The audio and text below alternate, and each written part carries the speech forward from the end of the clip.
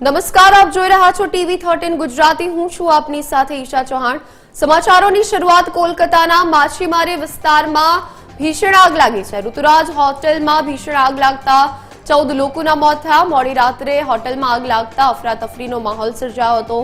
તો ફાયરની ટીમે સ્થળ પર પહોંચીને બચાવ કામગીરી હાથ ધરી છે.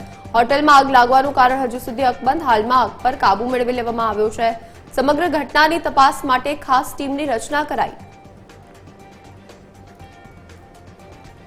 તો મહત્વનું છે કે હોટલમાં ભીષણ આગ લાગી છે અને 14 લોકોના મોત થયા છે. મહત્વનું છે કે હાલ આગ પર કાબુ મેળવી લેવામાં આવ્યો છે, પરંતુ ઘટનાના આ જે આગના દ્રશ્યો છે તે કેમેરામાં કેદ થયા છે અને આ ઘટનાને પગલે આસપાસના જે વિસ્તારોમાં અફરાતફરીનો માહોલ સર્જાયો હતો અને માછીમારી વિસ્તારમાં આ આગ લાગી હતી. મહત્વનું છે કે ઋતુરાજ હોટલમાં ભીષણ આગ લાગતા 14 લોકો બળીને ખાખ થયા છે અને મોડી રાત્રે કયા કારણોસર આ હોટલમાં આગ લાગી હતી તે હજી સુધી સામે આવ્યું નથી, પરંતુ બચાવ કામગીરીએ ઘટનાસ્થળે પહોંચીને તપાસ હાથ ધરી છે અને સાથે જ આ આગ કયા કારણોસર લાગી તે બાબતે તપાસ ટીમ હાલ તપાસ કરી રહી છે.